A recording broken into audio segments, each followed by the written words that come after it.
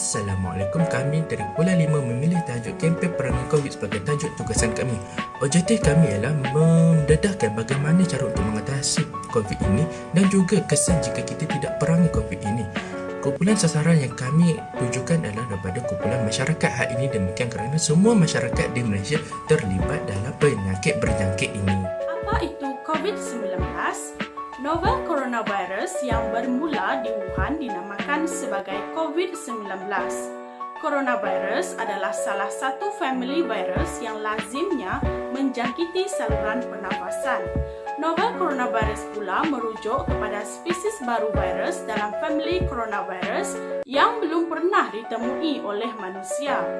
Virus ini boleh merebak sesama hewan dan manusia. Jangkitan virus ini adalah sama seperti jangkitan selesema yang lain dan komplikasi lebih teruk pada golongan lemah imunisasi badan. Baiklah, seterusnya ialah isu semasa. Antara isu semasa yang terdapat ialah ketidakpatuhan rakyat. Daripada perspektif rakyat, masalah rakyat yang mengingkari langkah-langkah pembendungan penularan COVID-19 menjadi isu di pihak kerajaan dan pihak berkuasa. Masalah ini banyak menjurus kepada pembentukan kluster-kluster jangkitan COVID-19 setempat dengan kluster yang mendapat perhatian. Langkah yang pertama ialah dengan cara melakukan saringan. Anda digalakkan untuk pergi ke mana-mana hospital yang menyediakan saringan COVID-19. Jangan takut dan berdiam diri kerana ianya akan memudaratkan Anda dan orang sekeliling. Bantulah kerajaan dengan tampil secara sukarela dan menjalani pemeriksaan saringan yang telah ditetapkan. Langkah yang kedua dengan cara kuarantin diri. Sekiranya Anda baru pulang daripada mana-mana negeri atau negara lain, Anda dinasihatkan untuk melaporkan kepada pusat kesihatan dan melakukan kuarantin diri selama 14 hari berturut-turut. Dan juga tidak lupa untuk ke klinik atau hospital terdekat sekiranya Anda mendapat gejala seperti batuk, demam, selesema, sakit tegak dan kesukaran untuk bernafas. Cara yang seterusnya adalah dengan menjaga jarak 1 meter.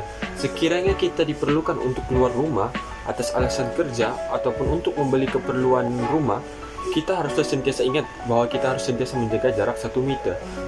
Perkara ini dapat membuatkan kita untuk berisiko rendah dijangkiti wabak COVID-19 kerana kita tidak akan bersentuhan dengan orang asing.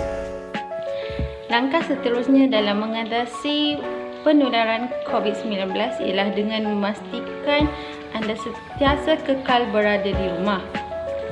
Jika anda tidak ingin membeli sebarang peralatan ataupun keperluan asas, anda hendaklah berada di rumah bagi memastikan rangkaian COVID-19 tidak menjangkiti anda.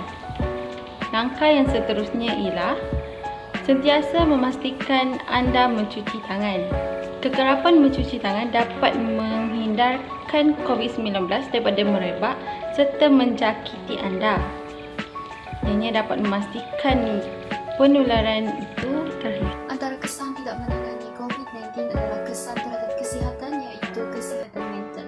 Sesetengah masyarakat melalui masalah untuk menguruskan tekanan dengan lebih baik ketika bergelut ketidaktentuan hidup. Pandemik COVID-19 menyebabkan ramai orang yang tertekan disebabkan oleh kemerosotan ekonomi sehingga kehilangan kerja dan pendapatannya. Selain itu, apabila aktiviti sosial dikurangkan disebabkan oleh SOP ataupun prosedur operasi standard, berlakulah tekanan mental kerana aktiviti harian terbatas. Kesan COVID-19 ini dapat dilihat dari segi pendidikan. Kebanyakan sekolah ditutup untuk menghentikan penyebaran COVID-19.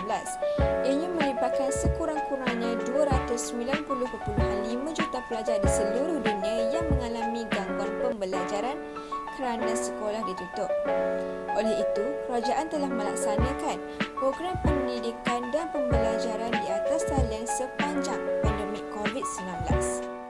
Konklusinya, COVID-19 merupakan sebuah penyakit berjangkit yang amat berbahaya dan harus dihentikan daripada menular. Oleh itu, semua pihak hendaklah berganding bahu dengan mengikuti peraturan-peraturan yang telah ditetapkan oleh pihak kerajaan seperti menjaga jarak dan memakai topeng muka semasa berada di luar rumah untuk memerangi virus COVID-19 ini. Sekiranya virus ini dapat dibendung dengan segera, semestinya keadaan negara kita akan kembali kepada sedia kala, iaitu terus maju dan harmoni seperti negara maju yang lain sepanjang